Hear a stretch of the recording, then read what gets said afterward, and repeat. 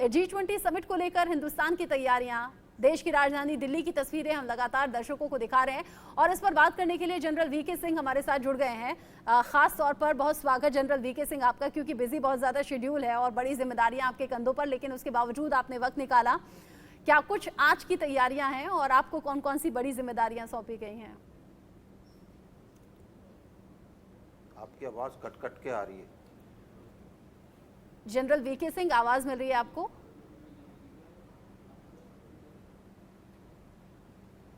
क्या आप सुन पा रहे हैं सर?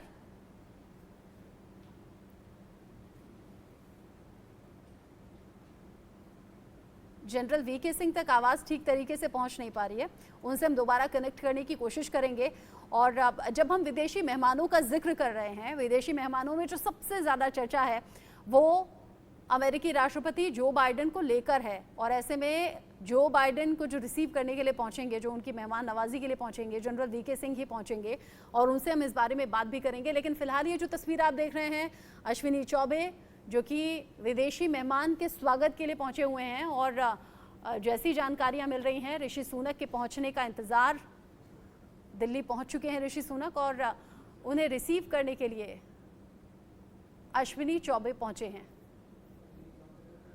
G20 समिट में शामिल होने के लिए विदेशी मेहमानों का यहां हिंदुस्तान पहुंचना, देश की राजधानी दिल्ली का सज धज कर तैयार रहना, एक तरीके से दुनिया का सबसे बड़ा पावर सेंटर इस वक्त दिल्ली को कहा जा रहा है, क्योंकि दुनिया के 20 मजबूत शक्तिशाली बड़े देश और उनके राष्ट्र प्रमुख का यहाँ पहुँचना यानी कि दुनिया का सबसे बड़ा पावर सेंटर होना।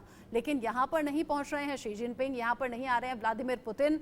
एक्सपर्ट्स का ये भी मानना है कि हो सकता है स्ट्रेटेजी वाइज दोनों ने तय किया हो कि G20 समिट से दूरी बनानी है। हालांकि उनके अलावा दूसरे रिप्रेजेंटेटिव आएंगे और इस समिट का हिस्सा रहेंगे, लेकिन अलग अलग रीज़न की वजह से चीन और रूस की तरफ से इसमें पुतिन और शी जिनपिंग नहीं पहुंच रहे हैं। लेकिन बाकी जो मेहमान पहुंच रहे हैं, उनके पहुंचने का सिलसिला जो है वो कल शाम से ही शुरू हो गया था। बड़े शहरों का पहुंचना, उन्हें रिसीव करना और दिल्ली से वो तस्वीरें सामने आना, ये हर देशवासी के लिए, 140 करोड़ भारतीयों के लिए खुशी का, गौरव करने का पल भी है। ऐसे में मोदी सरकार ने अपने बड़े और विश्वसनीय चेहरों को बड़ी जिम्मेदारी भी सौंपी है। अश्विनी चौबे आपको तस्वीरों में दिखाई दे रहे हैं, जो कि विदेशी मेहमान को रिसीव करने के लिए पहुंचे हैं। दुनिया के दिग्गज जब यहाँ दिल्ली में पहुंच रहे हैं, एक साथ एक समिट में रहेंगे, 15 द्विपक्षीय वार्ता होनी है 15 देशों के साथ में, प्रधानमंत्री नरेंद्र मोदी की भी। और प्रधानमंत्री नरेंद्र मोदी ने खुद ये सुनिश्चित किया था कि कहीं कोई खामी ना रह जाए और इसीलिए अपने मंत्रियों को बड़ी जिम्मेदारी सौंपी है।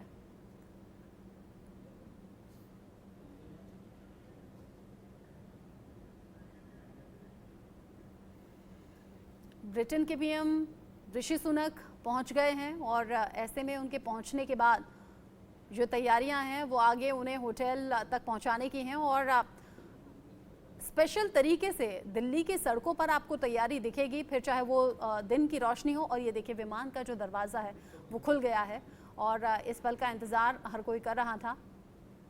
ऐसी ही तस्वीरें, जो एक एक ख़ास तस्वीरें हैं, वो सामने आ रही हैं और ख़ास हो जाता है फिर G20 समिट का हर वो पड़ाव, हर वो पल भी। ये तस्वीरें टीवी स्क्रीन पर बनी रहेंगी आगे, ये तस्वीरें और भी दर्शकों तक। और ये देखिए, ऋषि सुनक अपनी पत्नी के साथ जो कि विमान से नीचे आ रहे हैं और यहाँ अश्विनी चौबे उनके स्वागत के लिए तैयार हैं। ऋषि सुनक प्रधानमंत्री नरेंद्र मोदी से किस तरीके से मिलते हैं या फिर कैसे अपने सोशल मीडिया पर उनका जिक्र करते हैं, और ब्रिटेन के पीएम बनने के बाद ये पहला मौका है जब वो हिंदुस्तान पहुँच रहे हैं। ख़ास हैं ये तस्वीरें G20 के लिहाज से, हिंदुस्तान के लिहाज से भी।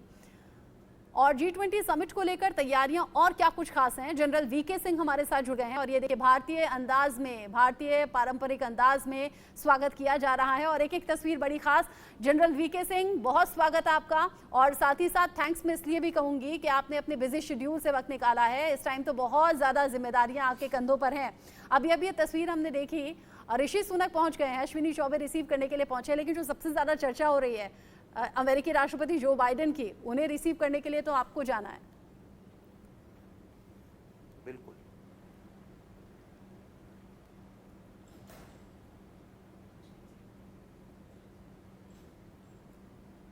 सर, आवाज आ रही है? हाँ, आ रही है बिल्कुल आवाज़ आपकी। जनरल वीके सिंह, आपका अंदाज निराला है, बड़ी जिम्मेदारियां आपके कंधों पर G20 समिट को लेकर होंगी, क्या खास तैयारी आज शाम की? देखिए, G20 एक बहुत बड़ा आयोजन है और भारत ने जिस प्रकार से इसकी मेज़बानी की है कि पूरे विश्व को एक कुटुंब मानते हुए, ये हर चीज़ के अंदर आपको मिलेगा।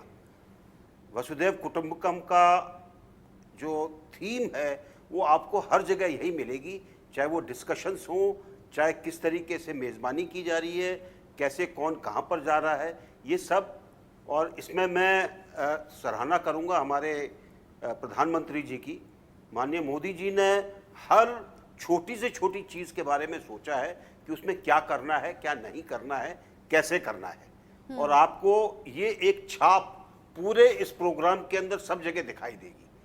तो मेरा मानना है कि ये प्रोग्राम, ये मीटिंग जो हो रही है, ये बहुत भारत के लिए अहम मीटिंग है। और अब तक जिस प्रकार से भारत ने इस G20 का आयोजन किया है, 200 से ज़्यादा मीटिंग की है, 60 के करीब अलग अलग शहरों के अंदर ये मीटिंग हुई है, अलग अलग तरीके से, अलग अलग अंदाज के अंदर हर विदेश से आने वाले डेलीगेट को पता चला है कि भारत है क्या, भारत की खूबी क्या है।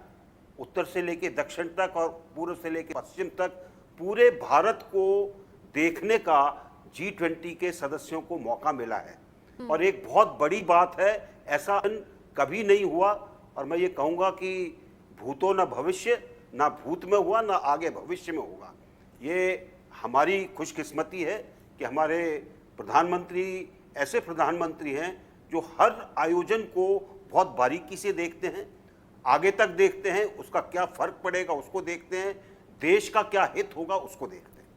20 देशों के 20 मजबूत शक्तिशाली देशों के राष्ट्र प्रमुख पहुंच रहे हैं G20 समिट में हिस्सा लेने के लिए, और दुनिया का जो सबसे बड़ा पावर सेंटर है वो इस वक्त दिल्ली में देखा जा रहा है, दिल्ली बना हुआ है, और उसमें जो सबसे शक्तिशाली लीडर हैं जो बाइडेन, उन्हें रिसीव करने की बड़ी जिम्मेदारी आपको सौंपी गई है।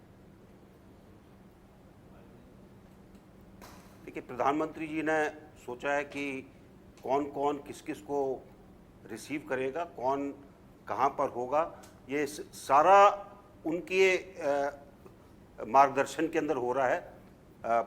मुझे खुशी है कि मुझे जो बाइडेन जी को की मेज़बानी करने का मौका मिल रहा है। जहाँ तक हम लोग हैं, देश के लिए जो भी काम होगा उसके अंदर खरे उतरने का प्रयास करेंगे।